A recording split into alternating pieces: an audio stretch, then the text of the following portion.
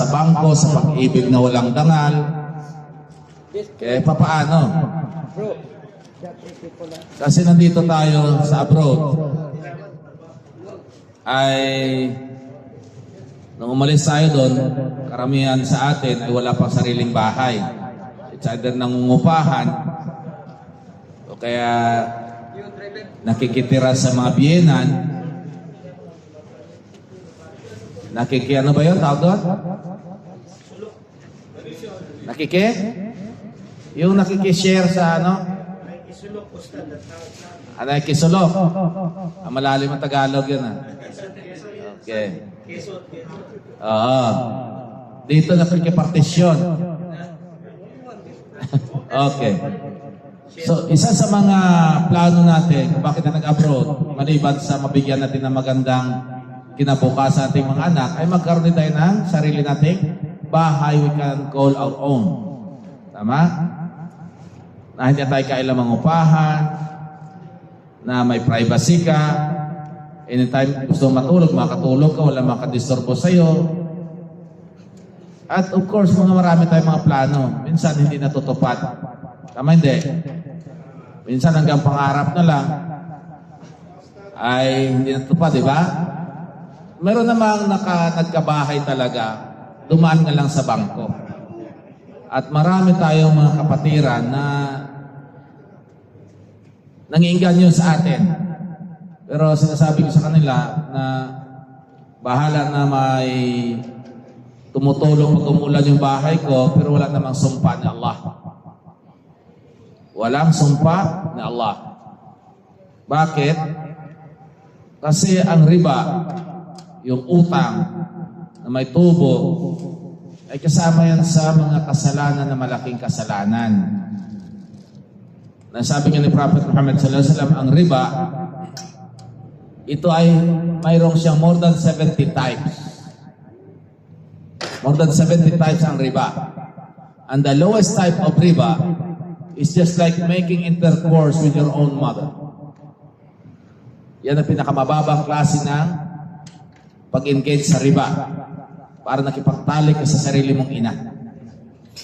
So marami tayong mga kapatiran na tuwang-tuwa sila, nagkabahay sila through pag-ibig na walang dangal.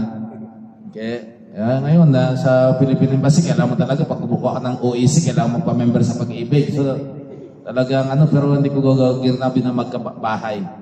Bahala na, basta importante wala tayong Kasi ang riba, ito yung kasalanan na kung saan nag-declare si Allah ng war. فَأَدَنُوا بِحَرْبِ مِنَ اللَّهِ وَرَسُولِهِ. Take the notice of war from Allah and His Messenger. So, ang riba ay may patubo. So, pag kumuha ka ng ganitong klaseng bahay, ay sabi na mayroong in-house financing. Imposibleng wala. Yung may tubo pa rin yun. Mayroon tayo itong brother na kumuha din siya at binawi niya. Magkano na nabawi niya sa pera niya?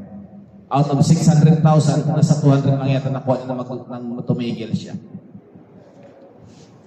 So, mas mabuti pang dahan-dahan ka lang magkabahay na hindi ka mag-involve sa ganyan. Yung mga tag 25 years to pay. Tapos, ay mayroong mga nangre-recruit, networking.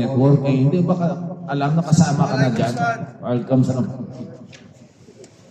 Sino ba nakakarsa sa riba? Yung nagpautang, nagpatubo, at yung nagtubo, at yung nag-witness. Kasama kayo lahat dyan. Ang natin, dahilan na palagi, kasi kung bibili ako ng cash, ay wala akong kakayahan, milyon yon. Anong natin, minsan, subhanallah, hindi practical Nandito tayo sa abroad, magbabayad ka, magbayad ng utang. Pagdating mo, pag nag-retire ka, magpapatay ka ng pandaw, hindi ka na makiat doon sa taas kasi hindi, ugod-ugod na masakit na yung tuhod mo. Wala na rin. Di ba? Kung gusto mo mag-invest sa totoo lang, magkaroon ka na maliit na bahay, mag-invest ka sa lupa. Kasi lupa, tumatagal, tumataas yung value niya. Samantala yung bahay o kaya sasakyan, nagde-depreciate yan. Okay? So, lahat tayo naghangad na magkabahay. Tama hindi? Okay. Wala tayong pera. Paano? Paano tayo magkabahay? Ha? Ayun. Hangarin natin ang bahay sa paraiso. Paano makamtan? Ngayon, nasa buwan tayo ng Ramadan. Tinitrain tayo ngayon sa buwan ng Ramadan kung paano makamtan ang bahay sa paraiso. Welcome, salam kata. Unang-una, sabi ni Prophet Muhammad sallallahu alaihi wasallam, na hadith ni narrated ni Abu Umam. Sinabi ni Prophet Muhammad sallallahu alaihi wasallam, "Ana za'imun bi baitin fi rabadil jannah liman taraka al-mira'a wa in kana muhiqqa."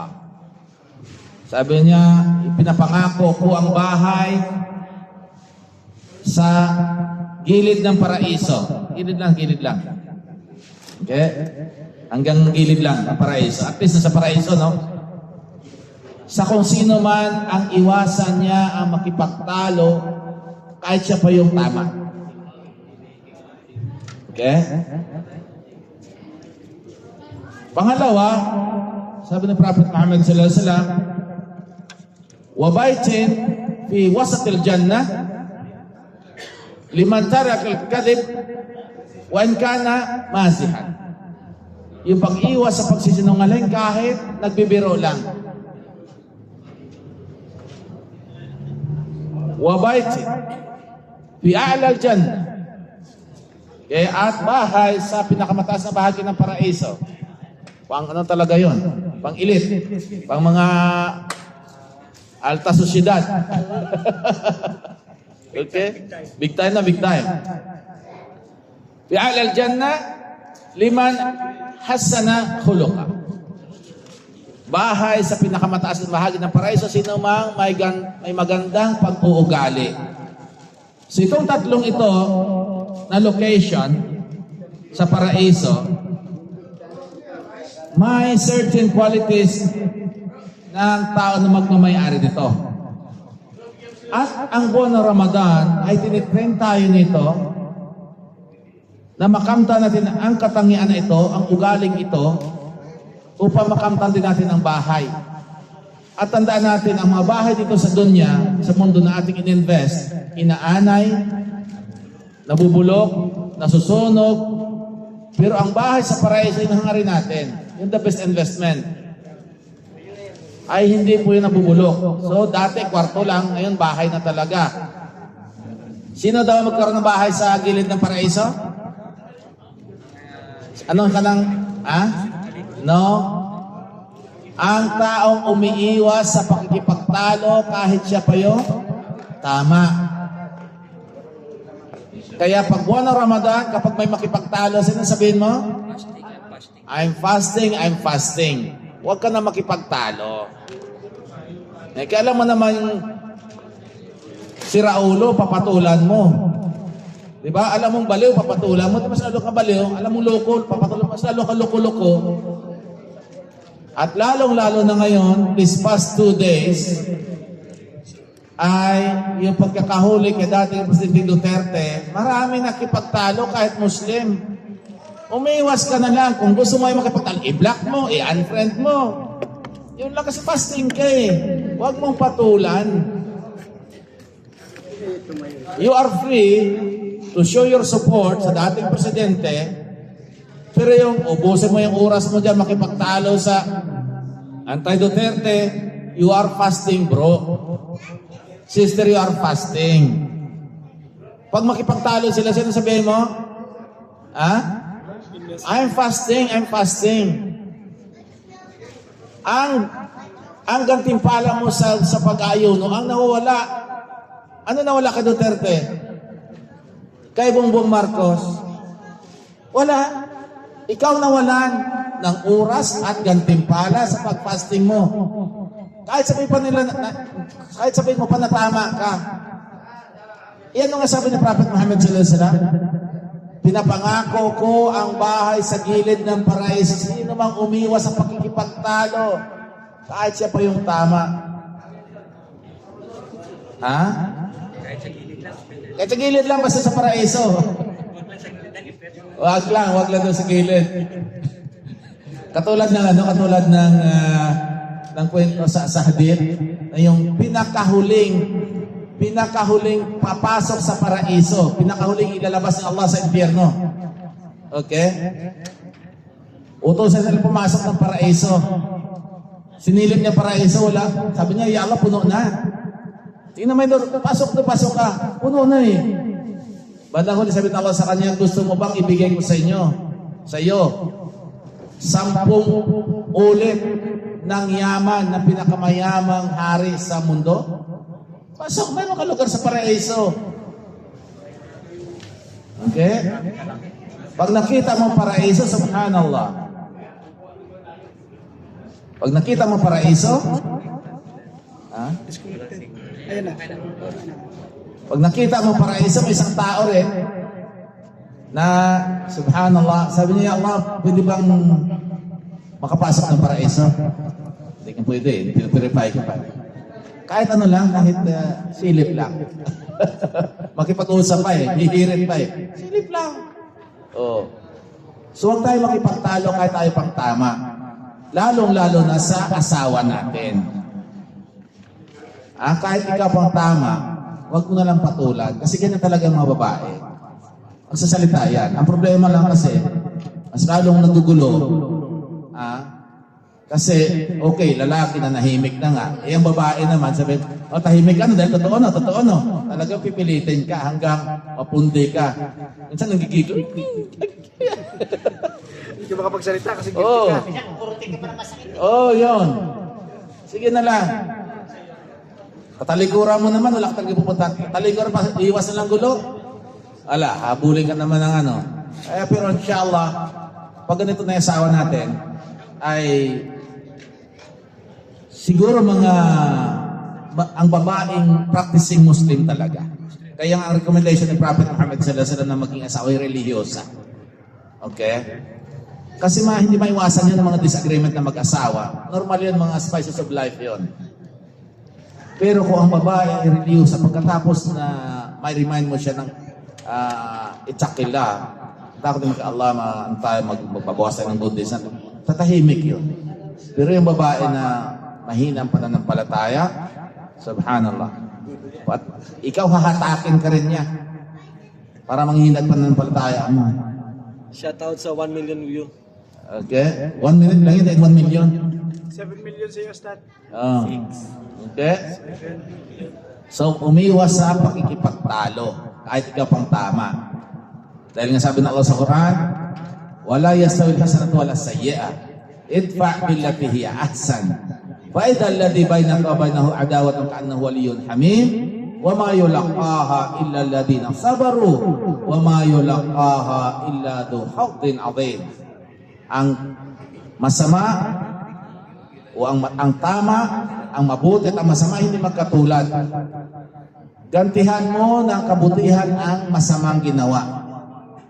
Dahil kung ginawa mo ito, na ginagantihan mo ng kabutihan ginagawa masama sa iyo, ay baka maaari maging close kayo. Makonsensya din siya. Pero walang sinuman ang may kakayahan na gantihan ng kabutihan ang kasama ginawa sa kanya maliban sa sino? Ilalladina sabaru, yung mga mapagtimpi, yung mga mapagpakumbaba. At sino pa? Sila yung magmamayari na malaking bahagi ng paraiso.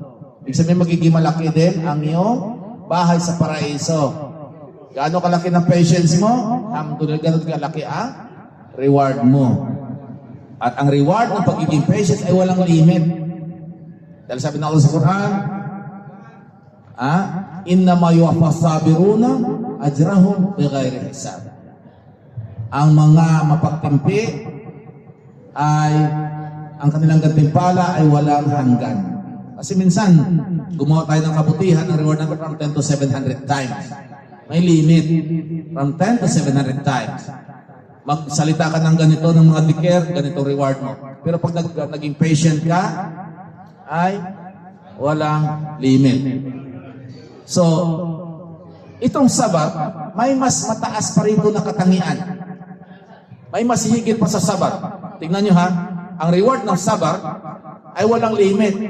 Pero ang pagiging Sabat, ang pagiging sabirin, o sabur, may mas mataas pa dito. Mas mahigit pa rito. Ano yun? Yung halim. Mayroon kang katangian ng helm. Ano yung helm? Mas higit pa sa sabar.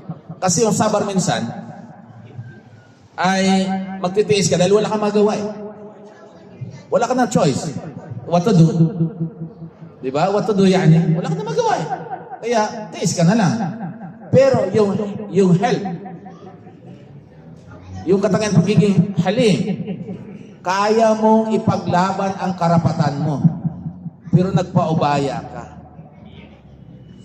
Kaya mong kunin yung karapatan mo. Yung sabar kasi, wala ka ng kakayahan eh. Wala kakayahan na kunin yung karapatan mo. Kasi medyo baka mas may authority o may eskwala, baka takot ka masukatan ka ng ano ito eskwala eh, sa gilid. Baka masukatan ka ng hindi oras. Kaya sabar ka na lang. Tama hindi? Oh. Pero yung halim, kaya mong kunin ang karapatan mo, mas nakakataas ka sa kanya, pero mas pinili mong manahimik. Nagpaubaya ka na lang. Oh, ganun yun. Halimbawa, yung mga gusto niyang lumaya ng habibti mo, gusto niyang lumaya, yan mo. Ubaya ka na lang kahit mahal mo pa siya. Kasi yun nga naman talaga, kung mahal mo isang tao, set her free. Palayain mo. Kung talagang kayo, babalik yun. Tama hindi? Pag hindi na bumalik, barilin mo na.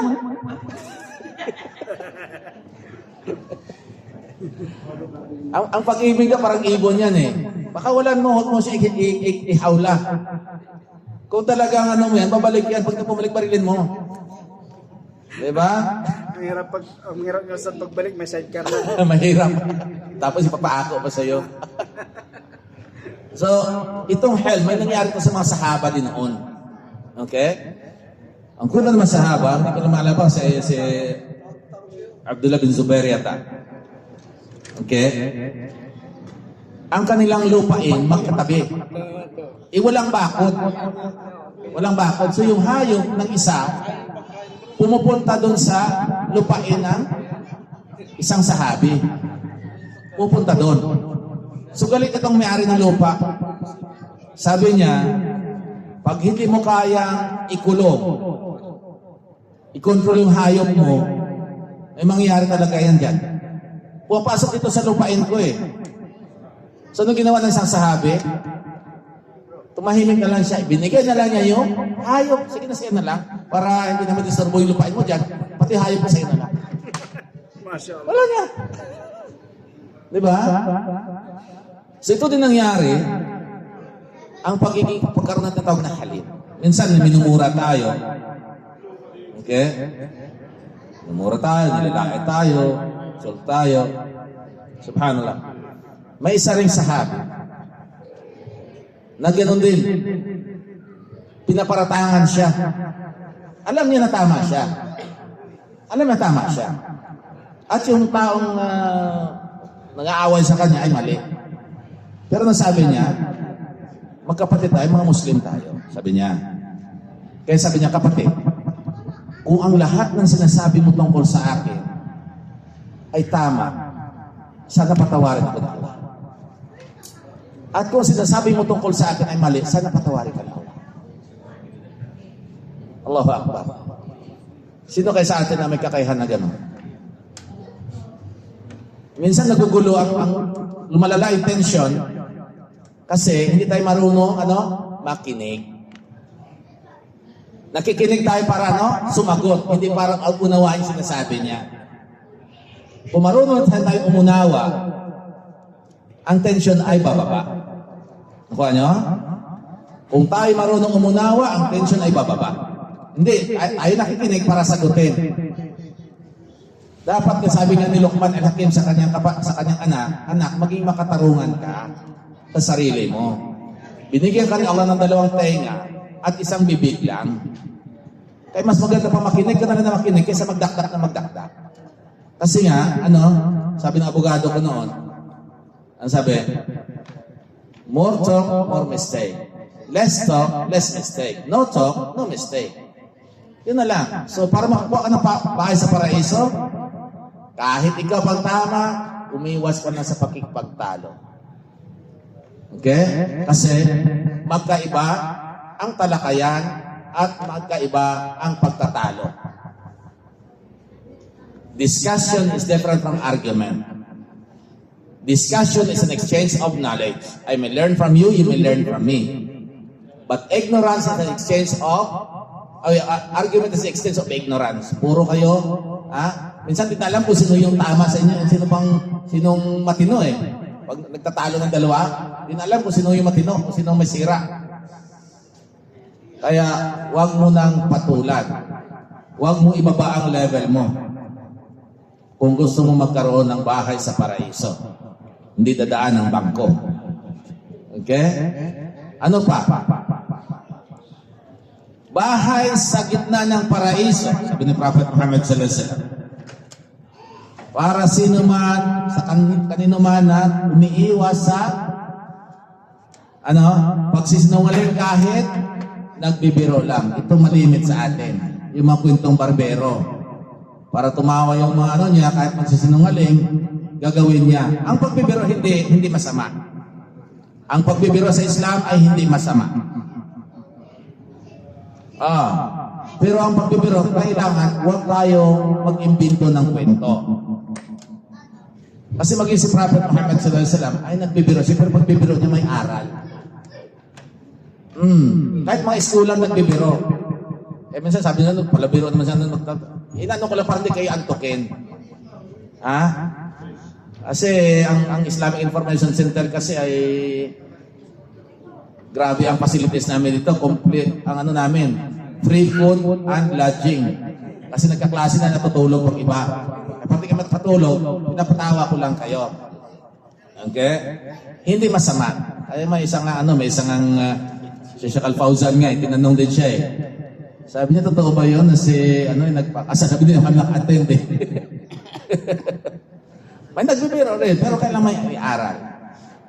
Pero minsan, mag-ingat din tayo kasi sobrang pagbibiro minsan, baka hindi mo alam yung binibiro, mapikon pala. Baka mamaya diba? Minsan may mga taong sensitive. They're not sensible, but they're... Kaya dapat maging sensible tayo, not sensitive. Okay. Si Prophet Muhammad sallallahu alaihi wasallam, sabi niya isang araw,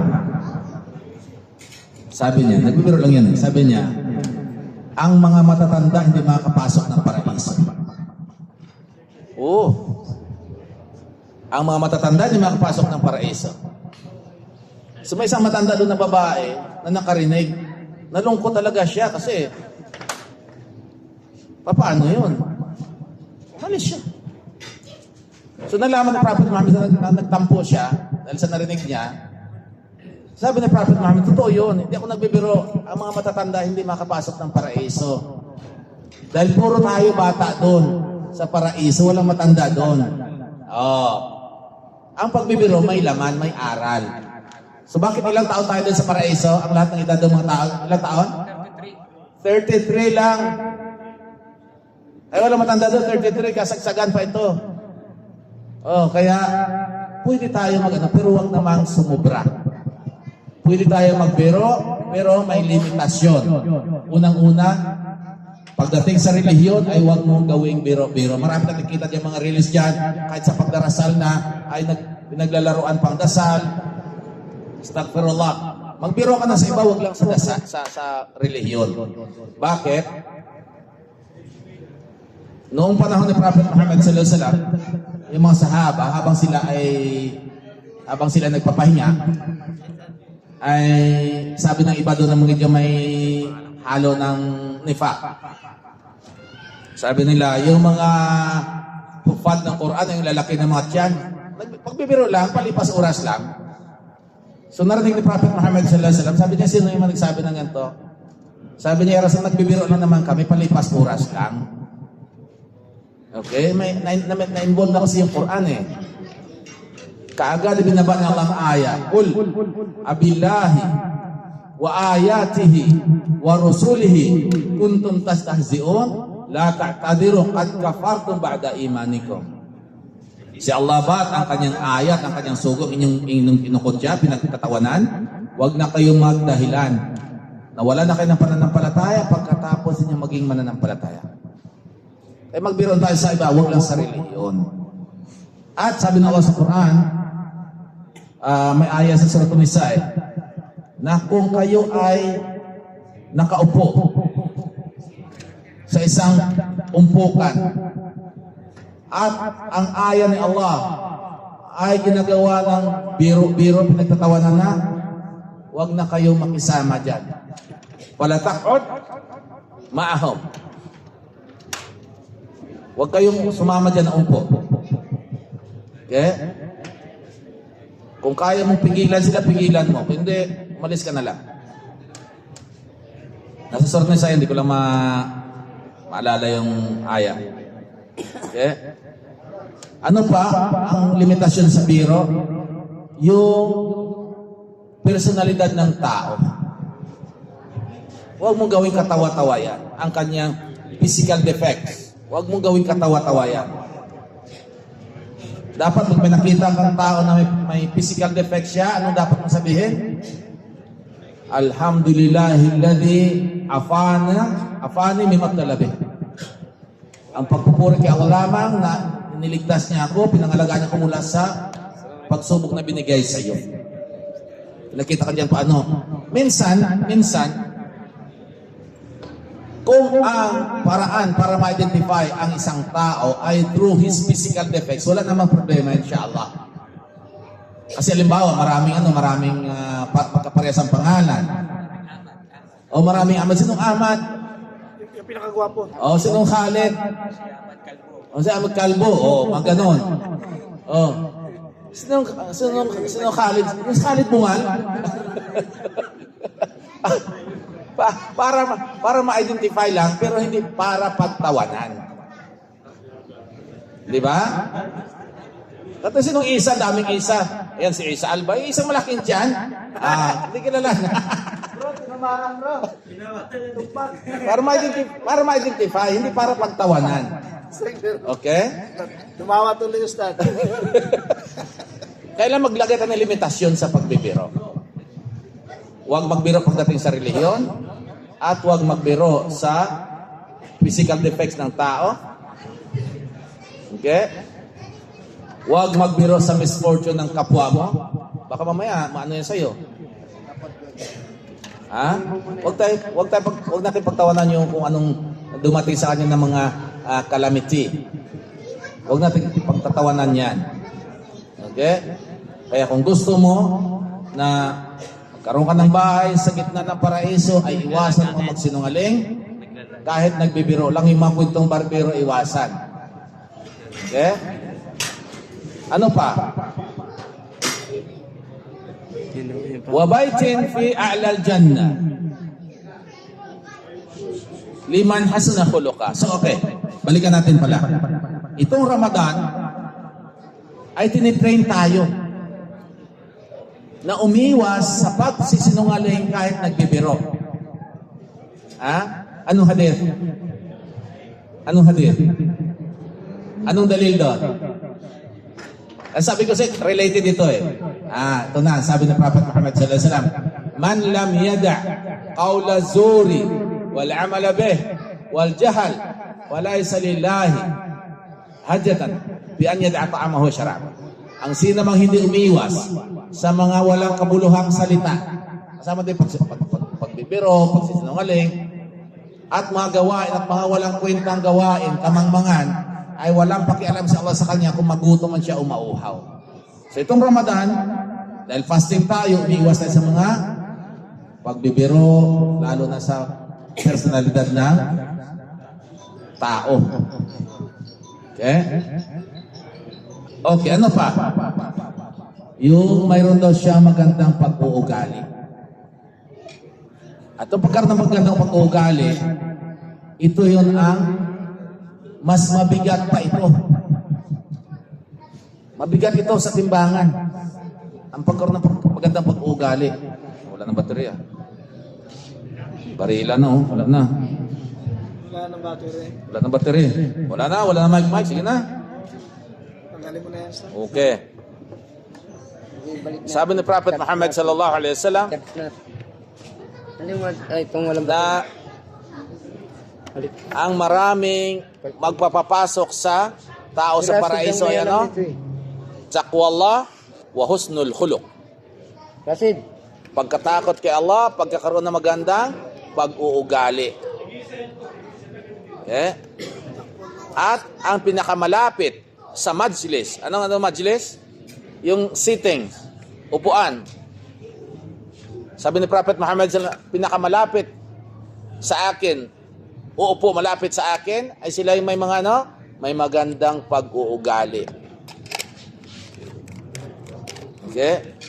At ang sabi ni Prophet Muhammad sallallahu alaihi wasallam, ang pagkakaroon ng maganda pag-uugali ay daig mo pa ang isang taong nag-spend ng gabi sa tahajjud at araw ng nagpa-fasting sa araw. Oh. Anong fasting? Ayon sa Hadith Qudsi. Sabi ni Allah sa Hadith Qudsi, fasting is for me, parang sa akin to. Lahat ng gawa ng anak ni Adan para sa kanya yun. Maliban sa fasting. Na-mention talaga specific ang fasting. At ano pa sabi niya? Afdalu salatil mar'i ba'da al-maktuba salatul layl. The best prayer of a man after the obligatory is the night prayer. Kita niyo reward ng tahajjud sa gabi at fasting sa araw ng voluntary? Kita niyo reward, di ba? Pero kung ikaw ay mayroong magandang pag-uugali, daig mo itong taong ito na nag-spend ng fasting at dasal sa gabi. Oh. May isang lalaki, isang araw, sabi ni Prophet Muhammad sallallahu alaihi wasallam yung mga sahaba niya. Sabi niya, kung sino man ang nais makita ang tao ng paraiso, tingnan yung taong yan. May dumaan. Sunod, sabi pa rin ni Prophet Muhammad sallallahu alaihi wasallam, kung sino man ang nais makita ang tao, ang maninaran sa paraiso, tingnan yung taong yan. Ilang beses siya pa rin. So, may isang sahabi na intriga. Na-intriga siya. Gumawa siya ng kwento. Subhanallah. Gumawa siya ng kwento. Pumunta siya doon sa bahay ng taong ito. Ang sabi niya, kapatid,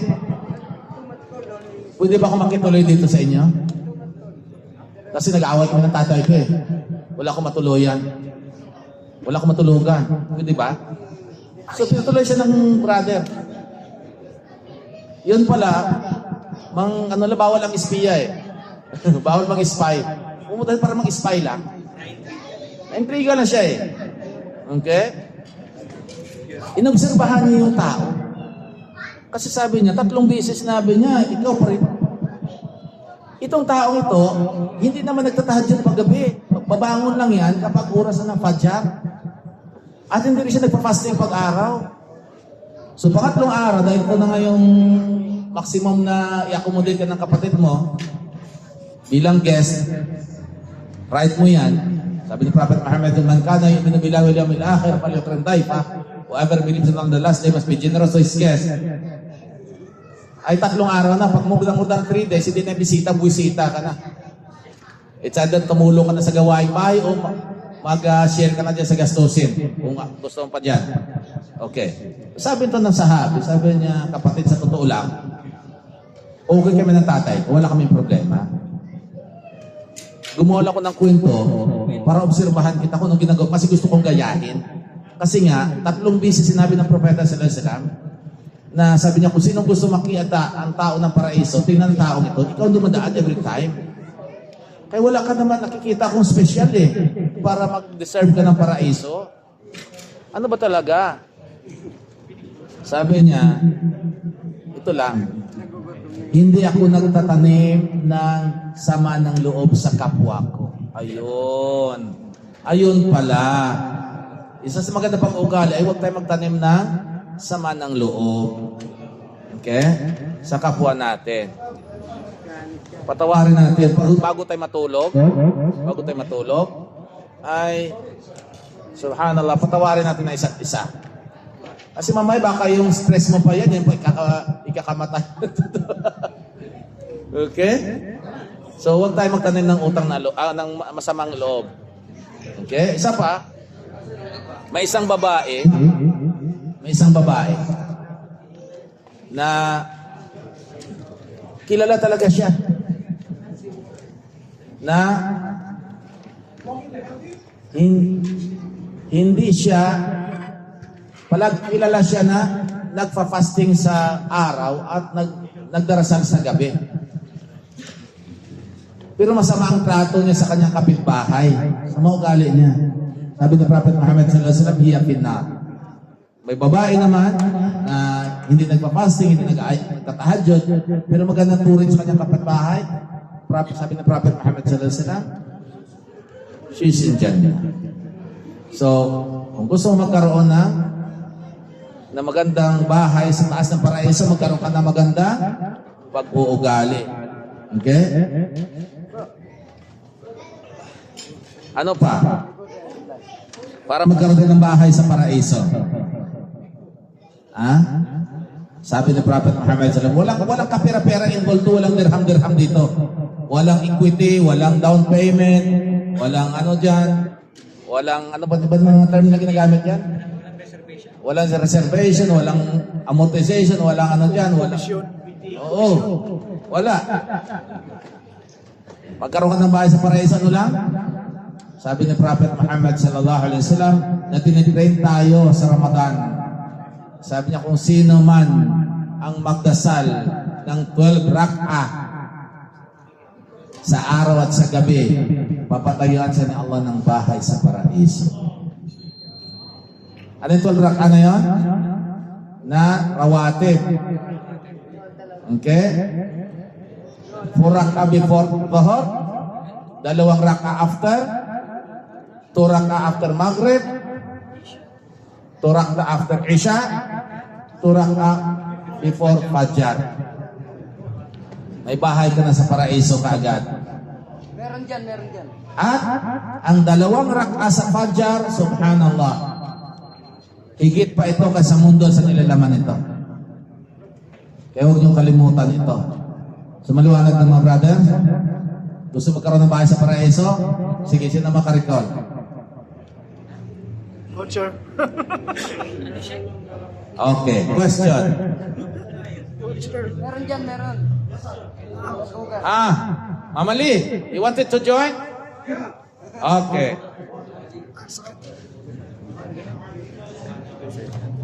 There, just sit there. I have a question for you. You haven't got any voucher? As a prize, you haven't won in our... Okay.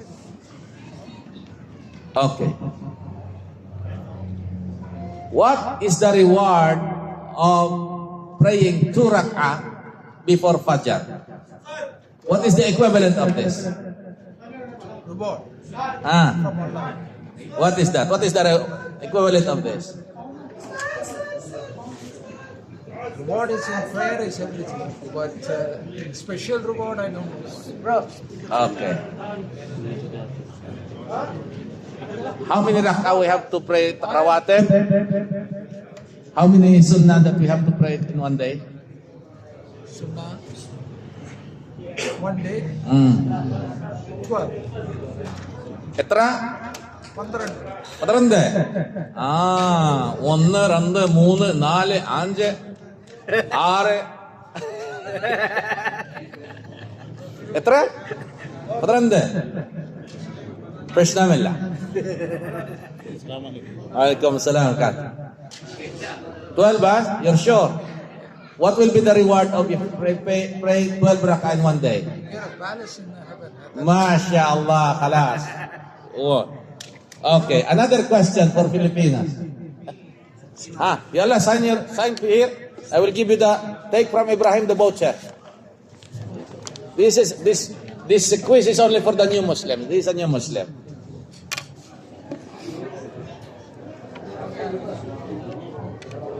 Okay, sa mga Pilipino.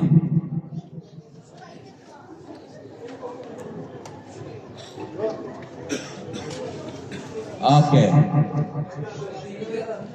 Paano makakamtan ang bahay sa gitna ng paraiso? Sino ang unang nagtaas? Si Joseph? Justin. Ayala, Jas. Paano makakamtan? Kasi bahay doon eh. Sa gilid, sa gitna, at sa pinakamataas na bahagi. Paano makakamtan ang bahay sa gitna ng paraiso? Sa gilid ng, sa gitna ng paraiso. Sa gitna. Ilang pa yun nandun. Ha? Gano'n na, nagbagsakan na. Bro, Ano daw? Ano ba ang unang tanong ko? Sa gilid o sa gitna? Hindi gilid eh. Gilid na muna, di ba?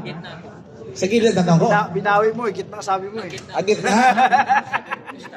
Ang sagot niya gilid. Ah. Ayun yung sagot niya para sa gilid. Bigyan mo na. Bigyan na lang natin. Ano yan? Ano sagot niya? Pero tama sagot niya. Gitna siya dapat hindi po magsisinungaling kahit biro ang sa gitna. Ah, okay. Ulitin natin yung tanong. Hindi na ko. Tingnan nyo kasi kung sinong tataas ng kamay. ilan pa yun dyan. Okay. Oy, parang dito na magpaupo. Si Sulaiman nagtaas na kaagad. Okay. Tingnan mo kung sinong tataas ng kamay ha. Hindi yung nagtaas ng ano. Okay. Yan na to. Ilang taon ang magiging edad ng mga tao ng paraiso? Sulaiman talaga? Ah, mali pa rin. Grand Hill, Ustad! Grand Hill! Ah, sino? 33. Sinabi ba 33? 30. 33. Ah, sige. Ilang taon ka na? 33! 24.